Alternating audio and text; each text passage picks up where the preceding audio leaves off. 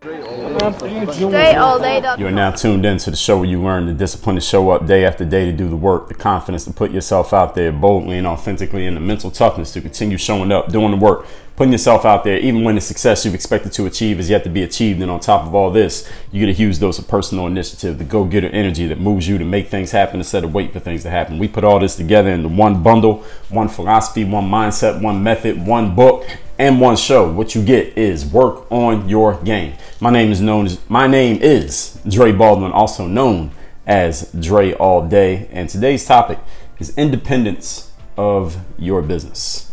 Now, this idea was seeded in my mind, talking about independence of your business and independence of what you're doing by the Dame Dash episode that I did back in probably that was May 2017. That was episode number 488, my virtual mentors part 4, Dame and Dash. And anybody who follows Dame or has watched any of his interviews online know that he's always talking about being a boss of his business, having ownership of his business, being independent.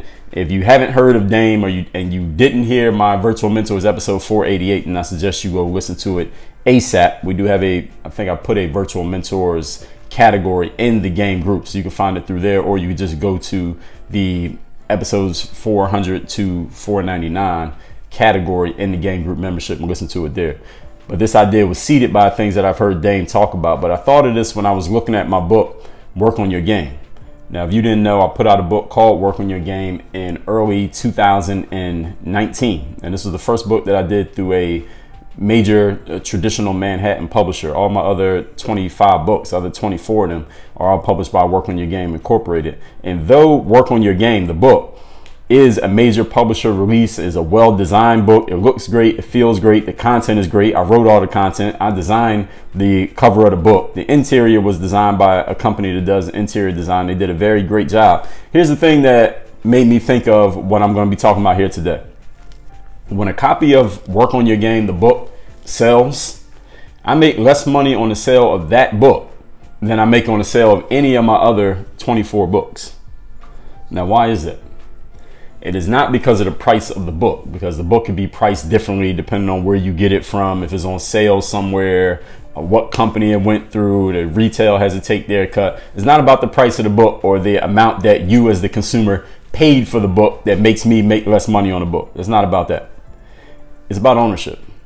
It's about who published the book, who owns the rights to the book, and where's all the money going? If that book costs $20, all right, well, how is that $20 getting divided up? Because everybody's got to eat. All right, something's going in everybody's pocket who's in that whole chain. Now, like I said, I own the publishing of 24 of my 25 books, and the one that I don't own, I make the least amount of money on it. And it made me start thinking about just this whole idea of what are you owning, what are you creating, what platforms are you putting your value on, and how is it filtering back through to you, whatever it is you're working on, what you're doing. So while I know that of everyone who's listening to this, thousands of people who listen to this, everybody does different things. Everybody has different structures. Not everyone is an entrepreneur. Not everyone owns a business. Maybe not. Most of you are not even thinking about ever writing a book. Maybe some of you are. Maybe you've already done it. Maybe you're thinking about how you're going to go about the next thing you put out. Allow me to share some things with you here today. These concepts are going to be, I got to keep this broad enough that it can apply to anyone. I am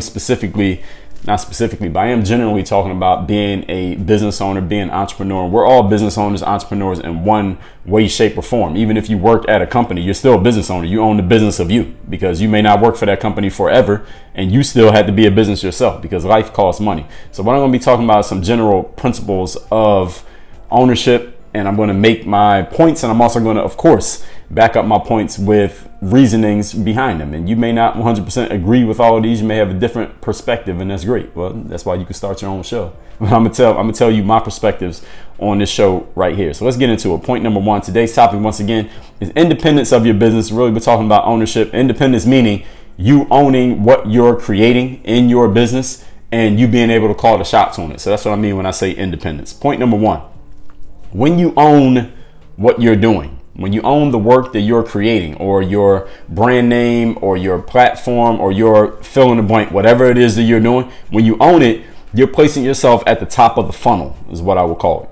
See, when you're doing work, any kind of work that you're doing, you're probably going to have some people involved, or unless you're doing something all by yourself, which is not going to be efficient for long since you're not great at everything. So if you're doing everything by yourself, I guarantee what you're doing is not as efficient as it could be, simply because you're probably great at a few things, but you're not great at every single thing that needs to be done for your work and for your business. So if you're an author of a book, for example, you may be great at writing a book, but you're not a great editor. You're not a great cover designer. You may not be even a great salesperson. But if you're doing everything yourself, then your business is not as efficient as it could be. If you found somebody who could replace you in areas in which you're not great, you would be a whole lot more efficient. So I'm making that point to, again, emphasize the point that I'm making here. Any work that you're doing, anything that you're creating, other people will be involved in some way, unless you're doing it all by yourself. And other people who are involved in what you're doing, listen, they got to eat too. They have a business as well. You got the business of you. They have the business of them. And everybody needs food, clothing, and shelter. Everybody has bills. Everybody has to eat in some way, shape, or form. So when I did my deal for the book, Work on Your Game, listen, I get my cut, but my cut comes at the bottom of the funnel simply because I didn't own the publishing to that book. The company that I published through, they're the publishers. They're the ones who created it. And anywhere that you work, if you don't own the means of production, if you're not the person at the top of the funnel, the person calling the shots, the person whose name is on the door, then you're somewhere in the middle or at the bottom of that funnel. Everybody else is going to eat before you, or everybody who's above you, they're going to eat before whatever you get is going to get to you. So I get my cut from whatever is sold from the book, Work on Your Game, but I get my cut at the bottom of the funnel. The publisher takes a cut, the editor gets a cut, the designer gets a cut, the retailer gets a cut, a bunch of other people who didn't do a damn thing get a cut. This is the way that it works in the traditional publishing world. In the music industry, this happens the exact same way. People who aren't even doing anything to contribute to what you created are getting a cut of what you said. I think Drake said, he mentioned this in one of his songs, but you hear a lot of musicians talk about this, especially before we got to where we are now. People can SoundCloud and basically publish their own music. But before that was the norm, all through the 60s, 70s, 80s, 90s, early 2000s, you heard musicians always talking about how they didn't like the deals they had with their companies once they realized that they were at the bottom of the funnel. This is exactly what's happening. All these people are getting their cut. Then you at the bottom of the funnel, the one who actually created the art, you get a cut if there's anything left over. All right, you don't even necessarily get to eat. You get to eat if there's anything left after everybody else eats. So when you hear a musician complain, the artist Prince, or I guess we say formerly known as Prince, he's passed away now, but everybody knows who Prince is, right? For years he talked about how he felt like he was a slave to his record label because he had just signed a bad contract.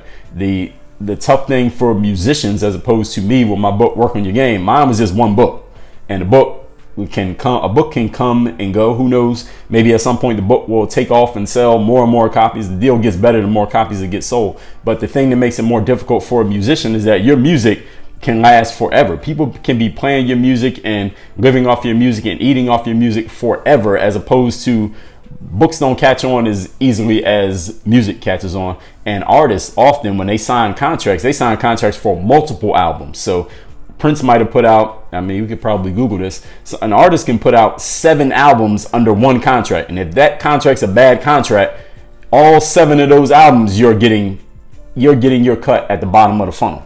Whereas with an author, it's usually one off. It's one book and it's done. With my book, Work on Your Game, is one book and then it was done. When you hear a musician complaining about, and I mentioned Prince, he talked about that he was under a slave contract. He went and put slave on his face. He made a public appearance where he had the word slave written on his face because he wanted to bring attention to the public, to his fans, to let them know how unhappy Prince was with the contract that he had with his company. This is after he had already put several albums out. He finally realized that the business deal that he had put together, the business deal that he had entered into, was not a very good business deal. It's because they're in this situation of being at the bottom of the funnel.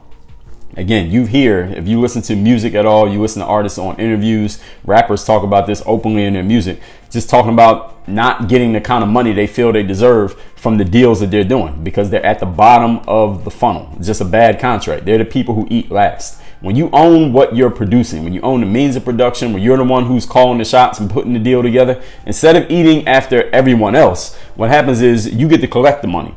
and then you pay everybody else. So in other words, you're getting the money at the top of the funnel, which does not necessarily mean you get the most money. It just means you are distributing to everyone else instead of someone else distributing to you. So it's just a different structure, it's a different setup, but that's also what I want people to understand, that is more of a mindset than it is about the actual dollars and cents.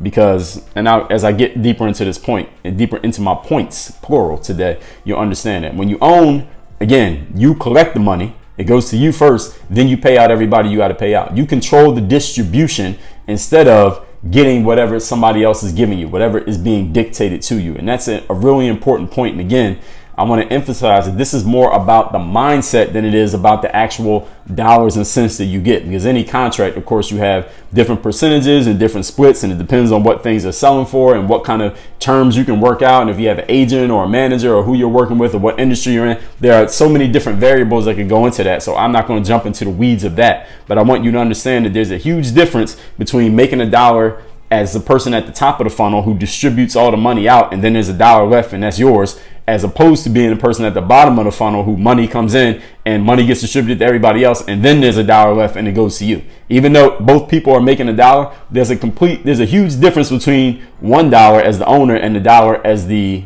recipient.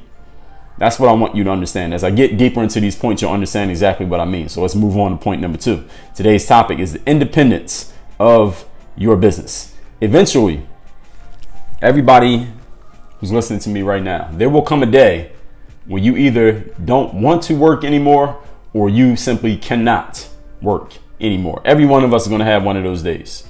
Hopefully you make it to that day where you can actually, what I'm talking about is retirement.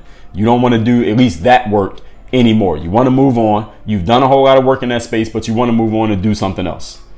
But also, there are more immediate things that will cause you to maybe not want to work or not be able to work, or want to position yourself to not need to be at work, such as if you're a woman and you have children, or even a man. Now, men get paternity leave, right, when kids get born.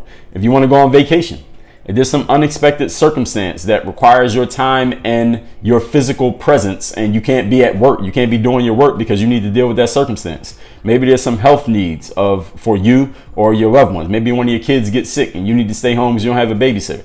Let's just talk about life happening. That's what I'm mentioning here. Life is going to happen. Maybe you're going to happen to life, and there are going to come times when you just either can't work, don't want to work, or you want to be in position to where you don't need to work if you don't want to. And here's the thing, your life is more than just your work. No matter how much of a workaholic you are, no matter how much you love the thing that you do, life is bigger than just what you do for work or what you do to make money. Hopefully your life is bigger than that. And if it's not, eventually you'll get to a point when you realize that it is. When you own something, when you're in that position of owner, you're at the top of that funnel, you can organize what you do in order to generate revenue for you, even when you're not working. Now, just because you're the owner doesn't mean that's going to happen automatically. You got to do some work. You got to put some systems in place. You're going to have to put some mechanisms in place that will actually help generate revenue. Just because you're not working doesn't mean revenue is going to keep coming in. You got to put those things in place. But when you own something, you can do that. You have the capability. You have the opportunity. That's the better word. You have the opportunity for doing that. If you work somewhere, meaning you're not at the top of the funnel and you can't work, for the most part, they're not going to pay you. For the most part. If you're not owning what you're doing and you're not at work, you don't get paid. Right? Isn't that pretty much how it works? I mean, I worked a whole lot of part-time entry-level jobs before I got into my business and was playing basketball professionally, and they were entry-level jobs, so maybe it's different than the kind of work that maybe some of you are doing these days. Actually, I guarantee it's different from the kind of work that some of you are doing these days. But as far as I know, if you're not working and you're not the owner, you're not making any money. That's just the way that it works, especially if you're not at the top of that funnel. If you don't own, you're not going to be at the top of the funnel. In basketball, even professional athletes, when you get injured and you don't have a guaranteed contract, they release you. Now, if you got a guaranteed contract, then you'll still get paid for the extent of your contract. But if your contract's not guaranteed, like many NFL players, like athletes in professional leagues around the world outside of the United States, a lot of those contracts are not guaranteed. The majority of them. You get injured playing basketball overseas in, France, and you don't have a guaranteed contract, they're just going to release you, sign somebody else to take your spot because you can't help them. You can't work. Playing basketball is the job. If you can't be at the job, they're going to release you and get somebody else to take your spot. And when you're released, that contract's over. That money is gone. and you're hurt, so you can't work. So how are you going to make money? No money, no nothing, no job. When you're an athlete playing a sport, you are at the bottom of the funnel. Even when you have a guaranteed contract, you're still at the bottom of the funnel. And people may say, well, I'd be happy to be at the bottom of the funnel if I could be in the NFL or the NBA, Dre, looking at how much money those people make. Well, it's all relative. How much money is the owner making? If they could pay, think about this. The owner is paying every single player on the roster. Not just the one guy that you know how much they're making. He's paying him and everybody else on that roster, and still has money left over after all that, and paying everybody else who works there, and there's still a whole bunch of money left over after that. So it's relative. This is why you hear athletes talking about not having loyalty to teams and controlling their destinies. And you've heard even athletes even sometimes referring to being professional athletes as owners, thinking of themselves as slave owners, or them calling them, feeling like they're slaves, athletes themselves. There's a book that was written many years ago. I believe it was William Broden. The book was called $40 Million Slaves, talking about athletes. And even though they're making a whole lot of money, how they are not the owners and how they're in precarious positions, even though they may be making a whole lot of money. You can read that book and draw your own conclusions to that. But the point is, it's relative. If you're at the bottom of the funnel, you are getting what's left over after everybody else eats. That's just the way that it works. The team owner of a sports team, that's the person at the top.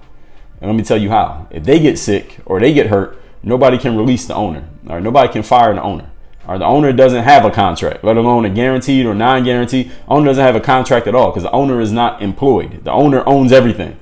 So while the owner is sick, if the owner of the LA Lakers gets sick and they can't come to the games and watch the Lakers play basketball, guess what? The Lakers are still playing basketball because all those people who work there, they still got to come to work.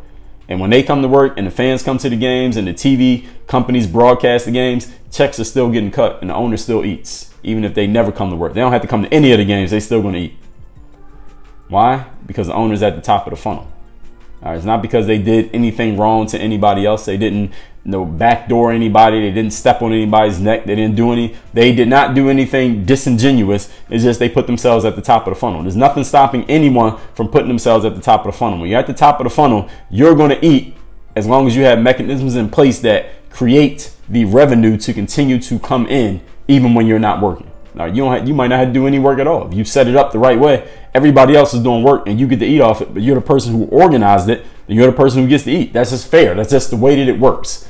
And again, this is more of a mindset than it is about dollars and cents. Now, are there strategies behind this and tactics that you would need to learn and put in place? Absolutely. And those are all industry specific, depending on what you're going to be doing. But the idea, the concept that you need to understand is putting yourself at the top of the funnel to where you're collecting the money that's coming from the consumers, and then you are dispersing it out to whoever it needs to go to, instead of being the person who's being dispersed to. The owner doesn't get paid by anybody. The owner collects the money and pays everybody else. Point number 3. And that is a responsibility as well. So understand that, again, that doesn't mean it's all fun and games. Today's topic, once again, is independence of your business. Point number 3, think about this. Where are you putting your value? Are you putting your value at the bottom or at the top of the funnel? When you're creating any form of value, where are you putting that value? Is it going to the top of the funnel, meaning you create some kind of value, and then whoever consumes it, whoever gets involved in it, makes an investment in order to get what you're offering, that value? Is that money going straight to you and then you're paying out whoever it goes to? Or are you at the bottom of the funnel where the money's going to somebody else and then you get paid when it finally gets around to you? When you're at the bottom of the funnel, they're paying you. When you're at the top of the funnel, you're paying them. Jay-Z has a song on his last album, at least as of this recording, where he said, "Fuck paying me, I pay you." And that's all he said. He didn't go and explain it in depth as I'm doing right here, but he told you right there. And this is how sometimes musical artists drop their jewels in a 3-minute song just in one line, that if you weren't really paying attention, you might not have caught what he was saying. But when I was writing out these points for this topic, I thought of that line. When you're at the top of the funnel, you pay everybody else. When you're at the bottom of the funnel, they are paying you. So where are you? You should have a clear idea where you are right now, just based on what I just told you. In episode 1114, I posed the question and I addressed it. How much does social media matter to your business? If you're a YouTuber creating videos and you generate ad revenue and you get your ad revenue, you're at the bottom of the funnel. YouTube's collecting the money, and then they pay it out to you once a month. They collect the money, give you what's yours, your cut. All right, they're taking the cut first, and then they're giving you what's left. When I publish my own products, when I create my own products, my own services, 99.9% of them, the only exception being the book, Work on Your Game, I collect the payments. Consumers pay, Work on Your Game Incorporated receives the payments, and then we pay out. We pay out to the book printer, we pay out to the staff, we pay out to the assistants. I'm at the top of the funnel. That's owning your work. Ask yourself, where at the funnel are you placing your value? So when you're creating value, where are you putting yourself? And there's nothing forcing you to put yourself at the top or the bottom of any funnel. There's a guy by the name of LeVar Ball. He has 3 sons who are basketball players. One of them is Lonzo Ball. He's playing in the NBA. Another is LaMelo Ball, who's on his way to the NBA at the 2020 NBA draft. And he has a middle son who, last I heard from LeVar Ball, that his middle son was recovering from an injury or recovering from surgery. He's about to try to go play some professional ball as well. But one of the things about LeVar, he's a very outspoken guy. He says things that people don't quite agree with. Some people either love the guy or some people think the guy's just a clown and thinks he's just a sideshow. But everybody has an opinion about LeVar. But one thing that LeVar did, he didn't like the way that his son had gotten suspended at school and college because his son had stolen some sunglasses on a team trip. So he pulls his son out of college, his middle son out of college. Then he pulls his youngest son out of high school because he didn't like how the high school basketball coach was doing things. And LeVar started his own basketball league where he was paying players to play in this. It was like an in-between league, in between high school and the pros. So basically giving kids a college alternative. Now the league itself, I don't think did very well. I don't think the quality of play was that great. I don't even think the quality of players was that great. But the concept, I like the idea of what LeVar was doing. The concept was putting LeVar himself, in a position of ownership. He was the owner of the league. He was paying out to the players. Instead of putting himself in a position like with players playing in college or in high school where there's no revenue to be made anyway, he was putting himself in a position of owner. And then he started, before that, he had started his own company, Big Baller Brand, where he was creating his own products and mostly products, selling his products to the consumers and getting his brand name out there. Now, again, I didn't buy any Big Baller Brand products. Maybe some of you did. Maybe you like LeVar, maybe you don't. Doesn't matter. The concept, the principle that I want you to understand is he was putting himself in a position of ownership. And this is one of the things that he talked about. He didn't explain it again. He didn't explain it as much as I'm explaining it. He explained it a little bit more than Jay-Z, but not as much as I'm explaining it. Not nearly as much as I'm explaining it. But the whole concept that he was trying to get people to get, that he wasn't very articulate in pointing out, was ownership. I own my brand. So he said, if Nike wants to do a deal with my son, Lonzo Ball, they're going to have to give us this much money because we already got a brand. We don't need Nike. Now, again, later on, that maybe LeVar came to rue those words. Who knows? Because the son's not wearing Big Baller Brand sneakers in the games right now. But the point was, he had the right idea. He had the right concept of owning what he was doing, owning his work, putting himself in the position of being at the top of the funnel, not being at the bottom of the funnel. And again, that's more of a mindset. Now, once you have the mindset, then it's going to take some work. It's going to take some time to build the structure. So we'll see what LeVar and Big Baller Brand does in the future.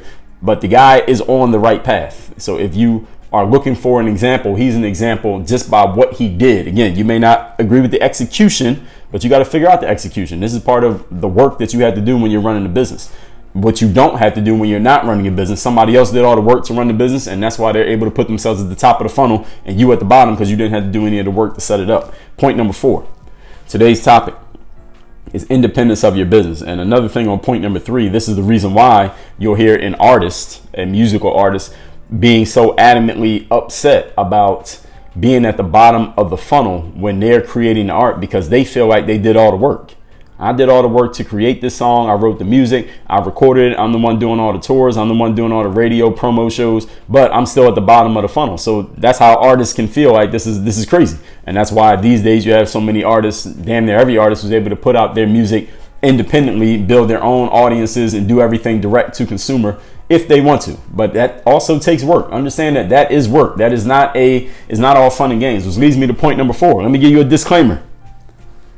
Very important disclaimer I need to give you on the heels of everything that has been said so far today. Being at the top of the funnel does not mean that you automatically become rich. You do not wake up the next day with a pot of gold under your pillow. Sometimes After you've paid out to everybody, you at the top of the funnel, you pay out to everybody you got to pay out to, there might not be anything left for you. You paid everybody you needed to pay. All right, now there's nothing left. All right, you don't eat. Being at the top of the funnel, as I said again, is a mindset of ownership that eventually will create the resources that you want as long as you stick to that mindset and you get the right mechanisms in place. You get the right mechanics in place and you figure out what you're doing. You get your strategy right. And this is going to require some ups and downs. You got to learn along the way. Okay? Business is a rough game. Starting a business is not a golden ticket to untold riches, and not a golden ticket to a quote CEO lifestyle, close quote, or anything that you see on Instagram posing in front of houses and cars, etc., etc. Starting a business is an opportunity to do that. All right, it doesn't guarantee that's going to happen. It's just an opportunity to do it. When you're at the bottom of the funnel, everybody else is going to get rich before you if you make it that far. So when you see someone who's at the bottom of the funnel that I've described and they're making a whole lot of money, guaranteed the people who are paying them are making 10 times, 100 times what they're making. Why? Because they're paying them. All right, they're making, if they can afford to pay you X, imagine how much they're making. That's just what you need to think about anywhere that you're working. I don't care if you're working at the local grocery store or you're playing for the New York Knicks. When you're at the bottom of the funnel, the person who's paying you is making a whole lot more than you're paying, a whole lot more than you're making. That's just the way it is because the owner had to do all the work to set up the infrastructure. Starting a business is not a golden ticket to success, riches, money, whatever you think it comes with, the amusement part that you think that it comes with. It can come with that, but you got to do the work to put that in place. So I want to make sure I've said that so nobody's walking out of here with some wrong ideas about what's going to happen just because you decided to start a business or you decided to start posting some entrepreneurial mindset quotes on Facebook. Let's recap today's topic, which is the independence of your business. This idea was seeded to me by Dame Dash, who I talked about in episode 488, Virtual Mentors number 4. And I thought about it again when I was looking at the royalty report for my book, Work on Your Game. I can make more money off a book that I published through my own company than I make through a book that I published through a traditional company located at Madison Square Garden, simply because they're the publisher, they're the owner. They're at the top of the funnel. I'm at the bottom of the funnel. This is not, again, I hope I made this clear. I'm not complaining about this. This is just a structure. I want to make sure you all understand this. I'm just using a real life example from my life so that you all understand it, because I clearly understand it. That's why I'm explaining it. Point number 1, when you own, you place yourself at the top of the funnel. When you're doing work, you probably have other people involved, unless you're doing everything by yourself, which is probably not efficient. When you are at the bottom of the funnel, you get paid after everybody else gets paid. The publisher gets paid, editor, designer, the retailer, the manager, the whoever is in between. Everybody between you and the top of the funnel is got to get paid before you get paid. Even people who didn't really do anything, they got to get paid. And you get something if there's anything left over. So when you hear musicians complain about not making the kind of money they want to make, it's because they entered into a bad contract. They're the last ones who get to eat, even though they did all the work.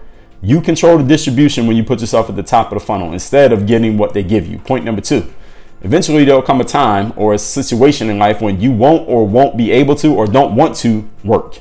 Immediate things like kids, vacations, unexpected circumstances, maybe longer term things like retirement or death. When you own something, you can organize it to generate revenue even when you're not there. But if you work somewhere and you're not at work, for the most part, they're not paying you. All right. As a professional basketball player, if you got injured playing overseas, unless you have a guaranteed contract, they just cut you and you're not getting paid anymore. And that's just the way that it works. An owner, if they get hurt, if they get injured, they still make money. Why? Because they got all these other people working while they're not working. They have structures in place that brings revenue in even when they're not working. If you want that, then you got to put yourself in a position of ownership in some way, shape, or form in life. Point number 3, where are you putting your value, at the top or at the bottom of the funnel? Here's how you know. If you're at the bottom of the funnel, people are paying you. If you're at the top of the funnel, you are paying other people. Episode 1114, how much does social media matter to your business? When you're a YouTuber, you're at the bottom of the funnel. All right, they collect the money, they take their cut, and then they give you what's left. When I publish and create my own products and services, I'm collecting the payments, and I pay out to whoever needs to get paid. That's putting yourself at the top of the funnel. Where are you placing yourself? It's a simple litmus test. And point number 4, disclaimer to all of this. Being at the top of the funnel is a mindset. It does not guarantee that you'll be rich. It doesn't guarantee that you'll make even $1. Sometimes, even when you do make $1, you pay out to everybody who needs to be paid, and there's not anything left for you. You don't get to eat it all. Being at the top of the funnel is a mindset of ownership. There are investments that you had to make. There are sacrifices that you had to make. It is not all fun and games. It might not be any fun and games for an extended period of time at different points in your business life. Starting a business is not a guaranteed ticket to untold riches. It's an opportunity for it. When you're at the bottom of the funnel, you probably don't even have that opportunity. So you just got to decide what you want to do. Work on your game. Dre all day.